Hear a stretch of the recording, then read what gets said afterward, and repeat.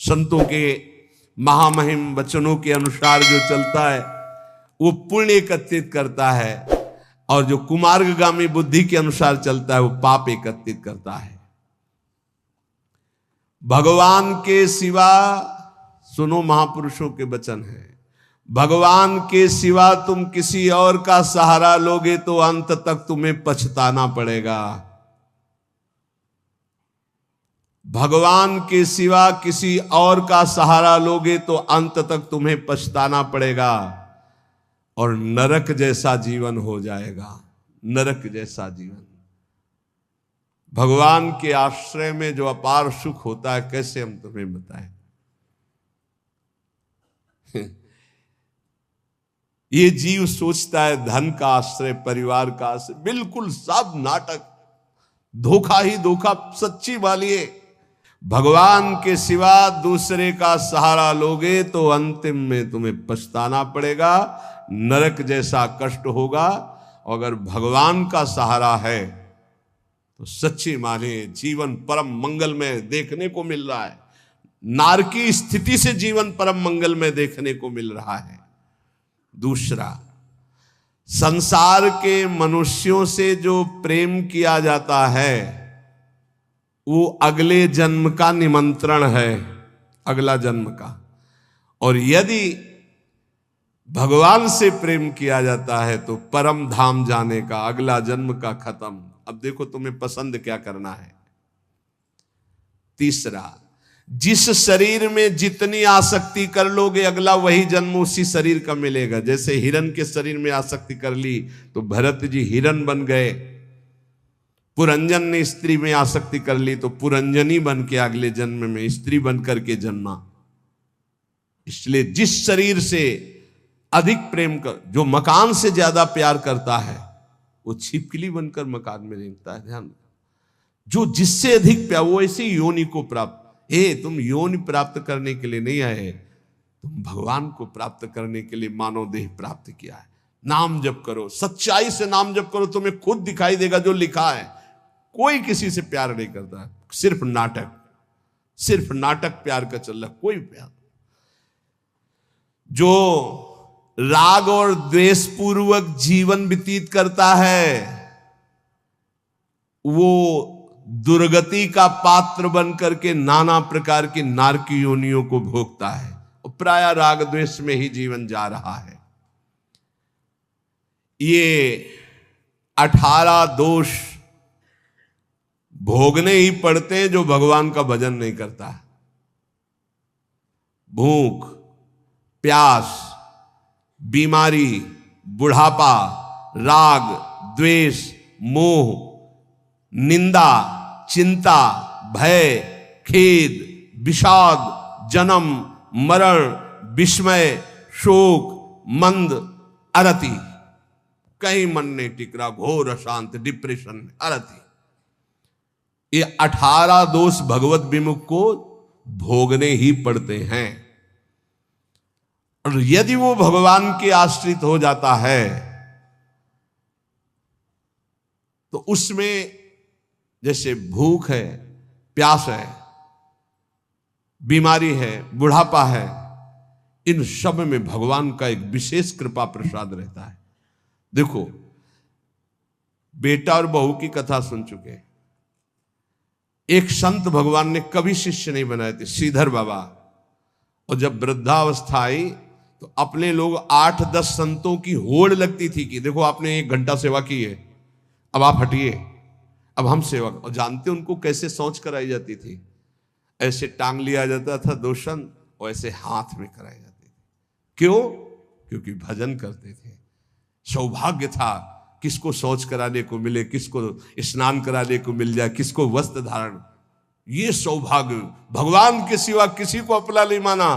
तो ऐसे गोद में, संतों की गोद में उनकी सेवा होती थी। और अंतिम समय राधा राधा मुख से निकल रहा था, सब संत कीर्तन कर रहे थे और ऐसे पधारे, पूछो मत। ये है ना कोई शिष्य, ना कोई जगह, ना कोई 1 रुपया। तो ऐसे भगवान की तरह अंतिम समय उनकी पूजा हुई। जब उनका शरीर असमर्थ था, ड्यूटी लगती थी, अलग अलग ड्यूटी थी। कई संत भगवान अपने ड्यूटी लगी थी कि इतने बजे से इतने, और लड़ाई होती थी, देखो आपने 1.25 घंटा आज कर लिया, 15 मिनट ज्यादा कर लिया, अब आप हटिए, आप हम मुझे तो कहते यार थोड़ी देर और कर ले। मतलब लोभ लगता कि जितना अधिक मैं सेवा कर पाऊं। क्यों? क्योंकि भजन परायण थे और वहां पैदा किया है, संपत्ति दी है, लात मार रहे।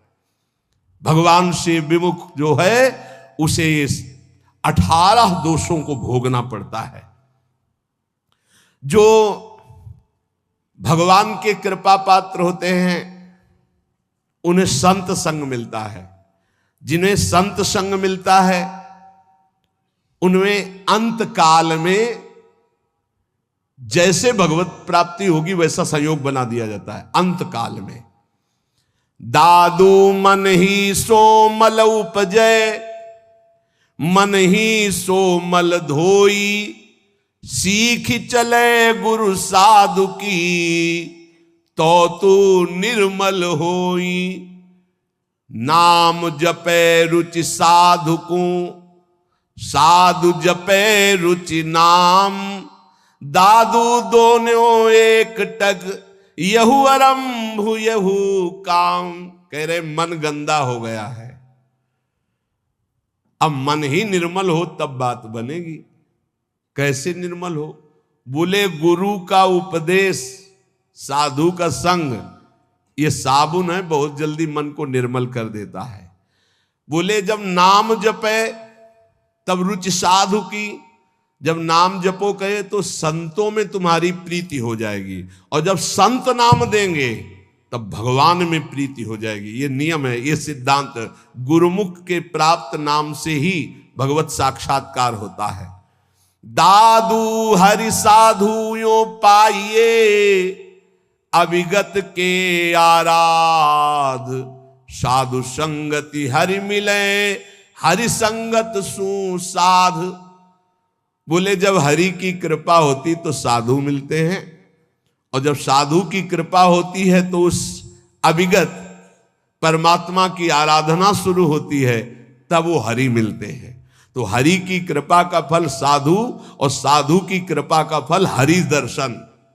हरि जब अव्यक्त कृपा करते तब संत दर्शन मिलता है। अब मोहि भाव भरोस हनुमंता, बिनु हरि कृपा मिले नहीं संता। तो मन भुवंग बहु विष भन्या, निर्विष क्यों न होई, दादू मिलिया गुरु गारुणी, तो निर्विष किया सोई। बोले ये मन बड़ा विष फैलाता है, काम क्रोध लोभ मोह मद मत्सर बड़ा विषयी बना दिया। तो बोले अब ये विष कैसे उतरे? बोले गुरु गारुणी, विष उतारने वाले गुरुदेव हैं। जो गुरुदेव ने नाम मंत्र दिया है उसको जपो तो मन का सारा विष उतर जाएगा, निर्विकार मन हो जाएगा। पूजा मान बड़ाइयां, आदर मांगे मन, राम गहे सब परिहरे, सोई साधु जन। सबके मन में होती है हमारी पूजा हो, हमारी मान हो, हमारी बड़ाई हो, हमारा आदर हो, लेकिन साधु वही है जो मान बड़ाई आदर को स्वीकार नहीं करता, इच्छा नहीं करता। सब में मेरे प्रभु है, सबको प्रभु को भाव से प्रणाम। इतने विराट रूप भगवान इतने रूप में आकर दर्शन देते हैं, ये भाव नहीं रखना। मान बड़ाई आदर इसका कहीं भी नहीं। मेरे प्रभु आकर मुझे दर्शन देते हैं, करुणा करके इतने रूपों में दर्शन देते हैं। जो भगवान को प्राप्त करना चाहता है वो साधु कैसा होता है? जो मान बड़ाई आदर आदि को भी स्वीकार नहीं करता। विष सुख माही रमि रहा, माया हित चितलाई, सोई संत जो उबरे, स्वाद छोड़ी गुण गाई। संसार के विषय भोगों में रम रहे जीवों का उद्धार कौन कर सकता है? बोले संत। बोले कौन संत? जो बोले केवल भगवान के गुण गा रहा, उसके बदले में कुछ नहीं चाहता है। अगर कुछ चाह है, रुपया पैसा भोग सामग्री स्वाद मान बड़ाई प्रतिष्ठा, तो उसकी वाणी का प्रभाव नहीं पड़ेगा। विषयों में फंसे हुए, माया में फंसे हुए जीवों का उद्धार किससे होता है? बोले संत से। बोले किन संत से? बोले सोई संत जन उबरिया।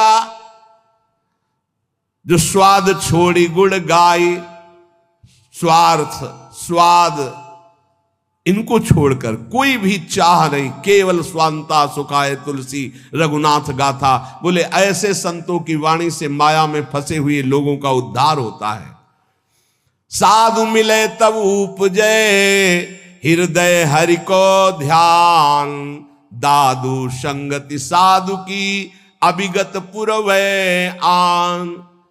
बहुत शीघ्र परमात्मा प्राप्ति होती है ऐसे संत महात्मा के संग से, उनके बताए हुए ध्यान नाम गुण कीर्तन से बहुत जल्दी भगवत साक्षात्कार होता है।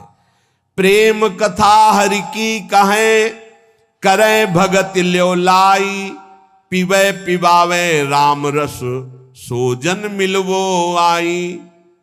बोले बड़े संतों की पहचान क्या होती है? बोले जिनके पास बैठने से केवल भगवत चर्चा ही हो, हमारे आचरण सुधरे, हरि नाम में प्रीति हो, हरि चरणों में प्रीति हो, भक्ति का हृदय में प्रादुर्भाव हो, वो स्वयं भगवत रस पिए हुए हैं और वही भगवत रस हमें पिला सकते हैं। साहब सो सन्मुख रहे सत्संगति में आई, दादू साधु सब कहे सो निर्फल क्यों जाई। बोले साहब के सन्मुखता बनी रहेगी यदि संत संग रहेगा। साहब हरि के सन्मुख हो जाओगे, और सन्मुख होए जीव मोई जब ही जन्म कोटि अगनासौ तबहि। करोड़ों जन्मों के पाप उस जीव के नष्ट हो जाते हैं जो भगवान श्री हरि की सन्मुखता प्राप्त कर लेता है। वो सन्मुखता साधु संग से प्राप्त होती। साधु संग कभी निष्फल नहीं हो सकता। अमोघश्च निर्वैरी सब जीव सो संत जना सोई, दादू एक आत्मा बैरी नाही कोई।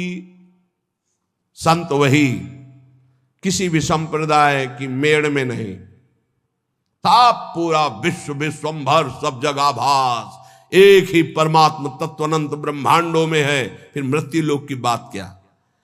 निर्वैरी सब जीव सो संत जना सोई। सब किसी से बैर नहीं, सब अपने हैं, सब अपनी आत्मा है। दादू एक आत्मा बैरी नाही कोई, काहे को दुख दीजिए घट घटा तम राम, दादू सब संतोषिए यही साधु को काम। घट घट में हमारे प्रभु रमे हुए हैं, जो उसका साक्षात्कार कर लेता है वही भगवत प्राप्त होता है। कैसे साक्षात्कार होता है? एक अक्षर पीव का सोई सत कर जानी, हरि नाम सतगुरु कहा दादुर सो परवाणी। जो गुरुदेव ने अक्षर बोला बस उसी पकड़। ये बहुत जगह महापुरुषों से मिला है। गुरु द्वारा दिए गए नाम मंत्र का अद्भुत चमत्कार है, बस उसी में लग जाओ, जितना जपोगे उतना ही लाभ मिलेगा। दादू नी का नाम है, तीन लोक तरी जाए, रात दिवस रटिबो करे। रात दिन बड़े भाग्यशाली जिनको ये पता है कि जाना है मुझे, तो खूब अधिक धन कमा ले, नाम रूपी धन। राधा राधा राधा राधा वल्लभ राधा वल्लभ। दादू नी का नाम है, हरि हृदय न विसारी, मूर्ति मन माही बसे सांस सांस संभारी।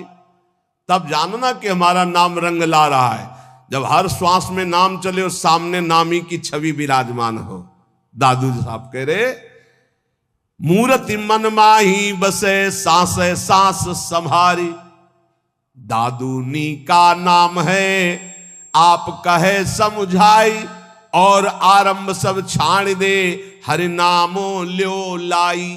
केवल लगन लगा लो नाम में, सब पूर्ति हो जाए। जितना नाम अधिक जपोगे, श्री भगवान गीता जी में कहते हैं कि कई प्रकार के हमने यज्ञों का वर्णन किया। श्रेयान द्रव्य मयाद यज्ञाज ज्ञान यज्ञ परंतप, सर्वम कर्माखिलम पार्थ ज्ञाने परिसमाप्यते। बड़ी यज्ञ अभी कल चर्चा की थी कि श्री भगवान ने बताया ब्रह्म यज्ञ, द्रव्य यज्ञ, स्वाध्याय यज्ञ, तप यज्ञ, प्राणायाम यज्ञ, भगवदर्पण यज्ञ, अभिन्नता यज्ञ, कर्तव्य कर्म रूपी यज्ञ, विषय हवन रूपी यज्ञ, समाधि रूपी यज्ञ, योग यज्ञ, स्तंभ प्रवृत्ति, ये सब यज्ञ हैं। इन सब यज्ञों में भगवान कह रहे हैं जो द्रव्य यज्ञ है, रुपया पैसा से जो यज्ञ होती है, ये जितनी भी यज्ञ हैं इन सब में ज्ञान यज्ञ श्रेष्ठ है। सर्वम कर्माखिलम पार्थ ज्ञाने परिसमाप्तये, इसलिए श्रेयान द्रव्य मयाद्यज्ञाज ज्ञान यज्ञ परम तप। परम कल्याण जो होता है वो ज्ञान होने से होता है। इतना तो ज्ञान हो जाना चाहिए कि हमारा स्वरूप भगवान का अंश है, भगवत स्वरूप है। हम शरीर में फंस गए और मुझे मुक्त होना, इस शरीर से, इस शरीर से मुक्त होना है। अगर इस शरीर से मुक्त नहीं हुए तो बहुत घटिया शरीर मिलने वाले हैं, कीड़ा मकोड़ा कितने योनियां हैं।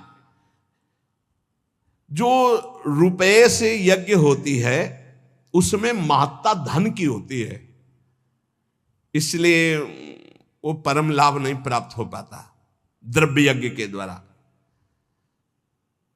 द्रव्य यज्ञ में सब पदार्थ आ जाते हैं यज्ञ के, क्योंकि वो सब अर्थ से प्राप्त होते हैं। एक द्रव्य यज्ञ करे 10 अश्वमेध यज्ञ, और एक बार श्री कृष्ण को भाव से प्रणाम कर ले तो 10 अश्वमेध यज्ञ करने वाला श्री कृष्ण को प्रणाम करने वाले की बराबरी नहीं कर सकता। अब आप विचार करो द्रव्य यज्ञ कितना छोटा है जिसको बहुत बड़ा माना जाता है। यहां भगवान कह रहे हैं द्रव्य यज्ञ से श्रेष्ठ है ज्ञान यज्ञ, क्योंकि सभी यज्ञ कर्मजन्य और कर्म करने वाले में यह रहता है कि मैंने ये किया।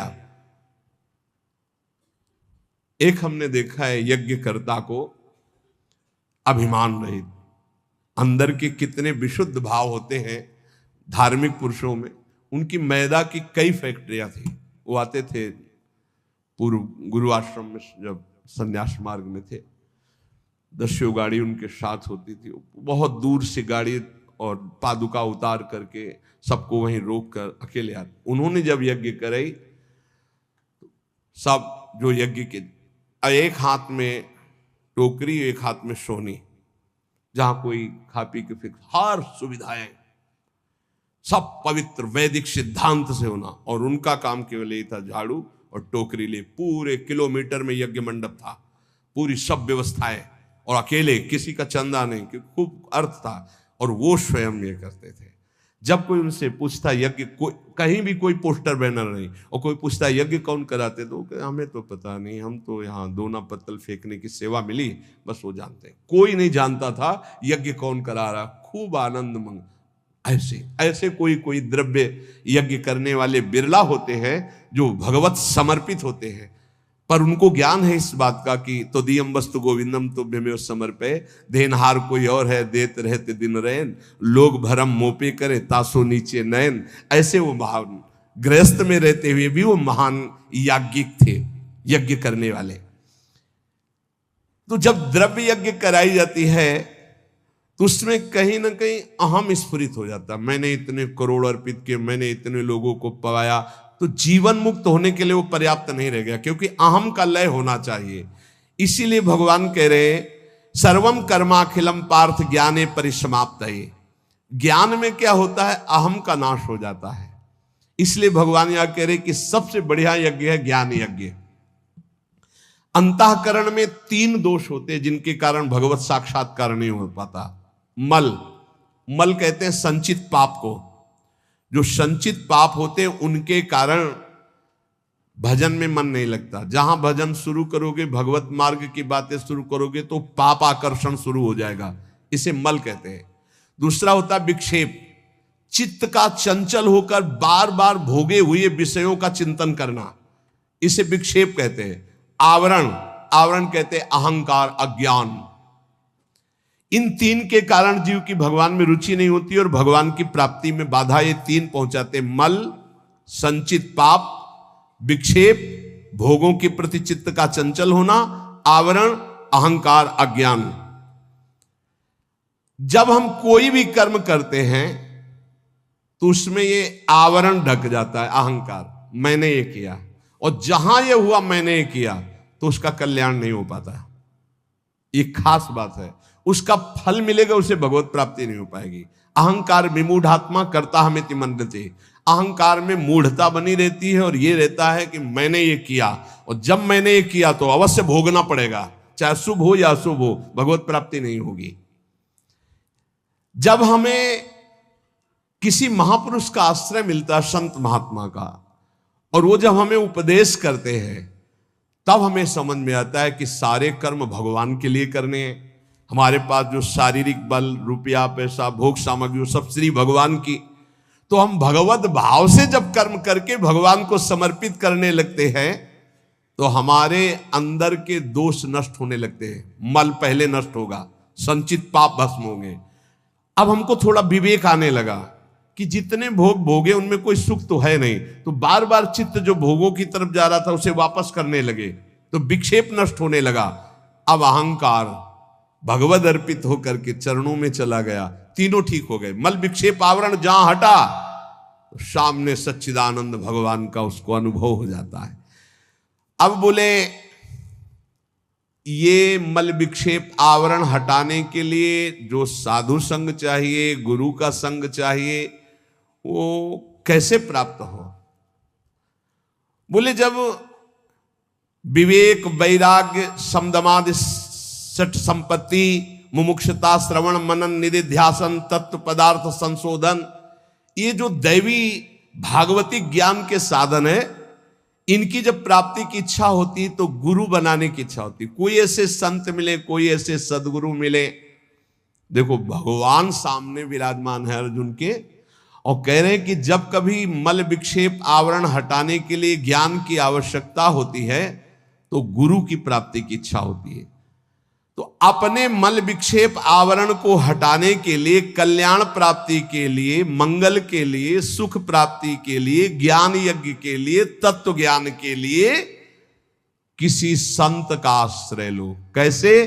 बोले तद्विद्धि प्रणिपातेन परिप्रश्नेन सेवया उपदेक्षन्ति ते ज्ञानम ज्ञानिनस्तत्वदर्शिनः। भगवान से पहले प्रार्थना करो कि हमको तत्वज्ञानी महात्मा मिल जाए। बड़ा मुश्किल है तत्वज्ञानी महात्मा मिलना। ये छोटी छोटी मेड़े ऐसी बन गई हैं, लड़ाई झगड़ा, एक दूसरे की निंदा स्तुति समझे नहीं पा रहे। जैसे जमीन में खड़े होकर देखो तो कोई 7 खंड की, कोई कुछ ऐसे बिल्डिंग, और थोड़ा हेलीकॉप्टर में बैठ के देखो ऊपर उड़ के, तो सब एक जैसा दिखाई देने लगेगा। तो जो ऊंचाई में चढ़ा हुआ महापुरुष है वो एक जैसा दिखता है, सब जगह एक है। देखो शास्त्रों में हमने, वैदिक सिद्धांतों में भी पाया, आ ब्रह्म है, आ। अब आप कुछ भी बोलो आ निकलेगा। सर्वव्यापी ब्रह्म आ है, ये हमने शास्त्रों में पाया।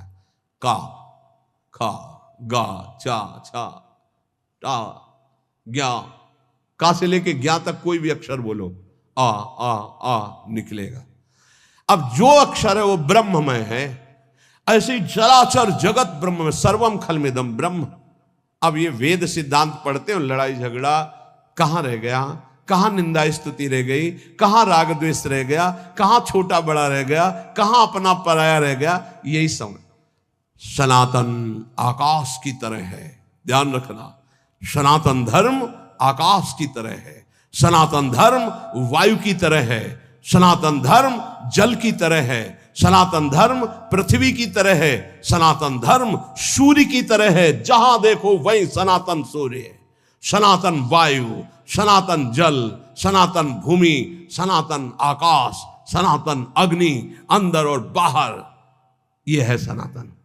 तो ब्रह्म सनातन, परमात्मा सनातन, तो धर्म सनातन। उसको समझो, ये छोटी छोटी मेड़े नहीं। सनातन, सनातन आकाश की तरह है, सनातन वायु की तरह है, सनातन अग्नि की तरह है, सनातन जल की तरह, सबका भरण पोषण सनातन।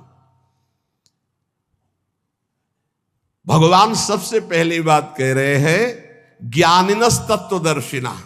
किसका संग करना है? तत्वज्ञानी का। हरिवंश महाप्रभु कह रहे हैं कैसे प्रिया प्रीतम के प्रेम में जाओगे?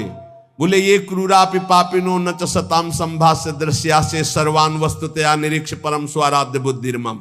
सबको आराध्य रूप में देखो, चाहे पापी हो चाहे पुण्यात्मा, सब में राधा वल्लभ लाल विराजमान है। यह आचार्य का आदेश है। यह है ज्ञानिनस तत्वदर्शिना, सब जगह अपने इष्ट को देखना। ये कहां मिलेंगे? ये भगवान मिलाएंगे। भगवान से सबसे पहले प्रार्थना करनी चाहिए कि मुझे ऐसे संत का सानिध्य दीजिए जो आप में रमण करता हो। मैं तो नहीं पहचान पाऊंगा प्रभु, आप मेरे हृदय को भी जानते हो और संत को भी जानते हो, तो मुझे संत संग दीजिए। अब मोहि भा भरोसा हनुमंता, बिनु हरि कृपा मिले नहीं संता। और जब संत मिले तब क्या करो? तो बोले तद्विद्धि प्रणिपातेन परिप्रश्नेन सेवया। अर्जुन पहले उन महापुरुषों के पास जाए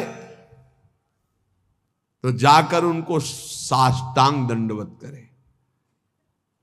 संपूर्ण आत्मसमर्पण का भाव साष्टांग दंडवत में माना जाता है। ऐसा भगवान क्यों कह रहे? क्योंकि बिना श्रद्धा के आपको ज्ञान प्राप्त नहीं हो सकता। श्रद्धावान लभते ज्ञानम। अगर श्रद्धा कमजोर है तो ज्ञान नहीं प्राप्त हो सकता। अगर वास्तविक किसी संत का लाभ लेना है तो श्री भगवान ने आदेश किया, पहले अहंकार छोड़ो, पहले कोरे कागज की तरह उनके पास जाओ।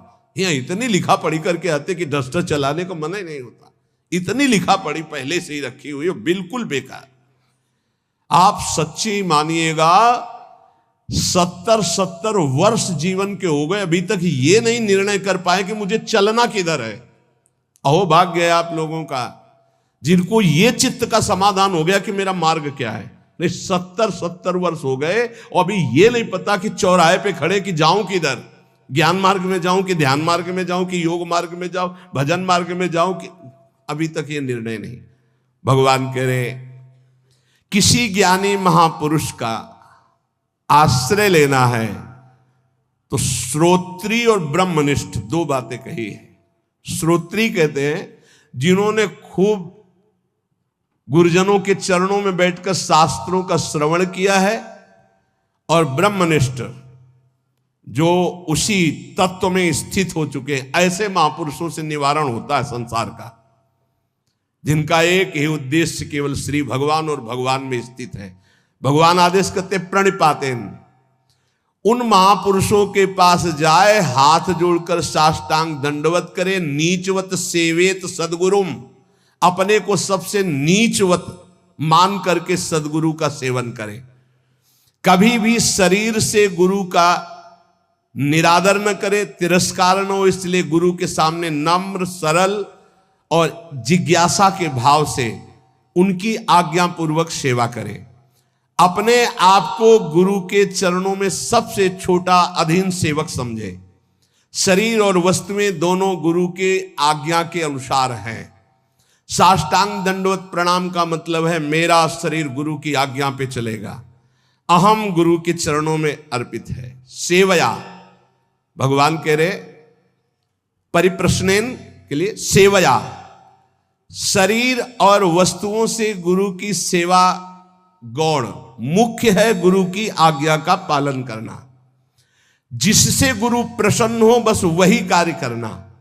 उनकी प्रसन्नता प्राप्त हो गई, उनके मन के संकेत के अनुसार तुम्हारी चेष्टा हुई, उनकी आज्ञा के अनुकूल तुमने कार्य किया, तो प्रश्न करना ही नहीं पड़ेगा, उत्तर तुम्हारे हृदय में अपने आप आ जाएगा। देख लेना, संत महापुरुषों की सबसे बड़ी सेवा होती है उनके संकेत के अनुसार चलना, उनके इशारे को समझना, वो किधर चलाना चाहते हैं, वो क्या चाहते हैं, अपना जीवन उनकी आज्ञा में अर्पित करना। संतों को जितना सिद्धांत प्रिय है उतना अपना शरीर प्रिय नहीं है। तो एक आदमी संत की शरीर सेवा करे, उनकी आज्ञा का उल्लंघन करे, और एक आदमी केवल उनकी आज्ञा का पालन करे, तो संत कृपा उसके पास ज्यादा फलीभूत होगी जो आज्ञा का पालन कर रहा है। संत सिद्धांत की रक्षा के लिए अपने प्राण त्याग सकते हैं। इसलिए सच्चा संतों का सेवक वही है जो उनकी आज्ञा का दृढ़ता पूर्वक पालन करता है। तो पहले प्रणिपातेन साष्टांग दंडवत सेवया, तन मन वचन से उनकी सेवा, फिर परिप्रश्नेन, तब प्रश्न बनता है। केवल प्रश्न होना चाहिए परमात्मा की प्राप्ति का। अब जैसे लौकिक सांसारिक बातों को आप, हमारा भी समय नष्ट करेंगे, अपना भी समय नष्ट करेंगे, वो तो आप भोग ही रहे हो। आप उनसे कैसे निकल पाओ, इसके लिए तो संत समागम मिला है। अब वहां आकर भी प्रपंच की चर्चा, अब हम कैसे बताएं? अब हमसे आकर के मान लो वोट का समय चल रहा है, हम तो खुली बात करते हैं, हमारा उद्देश्य भगवत प्राप्ति का है। अब हमारे पास आए साष्टांग दंडवत के बैठे हो, भी वोट में खड़े हैं, आपका आशीष चाहिए, तो भाई जय विजय इस पर ध्यान न देकर राष्ट्र सेवा पर ध्यान दो। बाहरी जय विजय कोई विशेष बात नहीं, राष्ट्र सेवा की प्रीता ही विजय श्री है। तुम हार होते हुए भी हारोगे नहीं यदि राष्ट्र सेवा का भाव है, और यदि राष्ट्र सेवा का भाव नहीं, पद भोग का है, तो विजय होते हुए भी तुम्हारी हार है, वो कोई खास बात नहीं। महाराज श्री ने विजय श्री का आशीर्वाद दिया। हम कहते हैं भैया हमारी बात को समझो, हमारा उपदेश केवल धर्म, राष्ट्र और भगवान के लिए है। विजय श्री उसी के पास है जो उत्साह संपन्न होकर हमारे राष्ट्र की सेवा का भाव रखता है। ये प्रजा भगवान का स्वरूप है। जब आप प्रजा को प्यार करोगे, उनके बीच में जाओगे, उनकी समस्याओं को देखोगे, वहां समस्याओं का निदान करोगे, अपने आप हमारे भारत के प्रिय रहेंगे। हमारा उद्देश्य भगवत प्राप्ति, हमारा उद्देश्य नेता और महान जनों को गाइड कर सके, ऐसी मेरी सामर्थ्य नहीं। हम तो उनके गाइड के लिए हैं जो इस संसार से छक गए हैं और भगवान की प्राप्ति करना चाहते हैं कि अब मैं भगवान को प्राप्त। हम न किसी के वोट जिता पाएंगे और न किसी के हम सहयोग कर पाएंगे। हम इतने बड़े महात्मा नहीं हैं कि विजय श्री नहीं होगी। कह तो दिया, किसकी विजय हो गई? कुछ नहीं हो। हाँ, हरिशरणम राधा राधा राधा, पक्का संसार से विजय प्राप्त कर लोगे, माया पर विजय प्राप्त कर लो।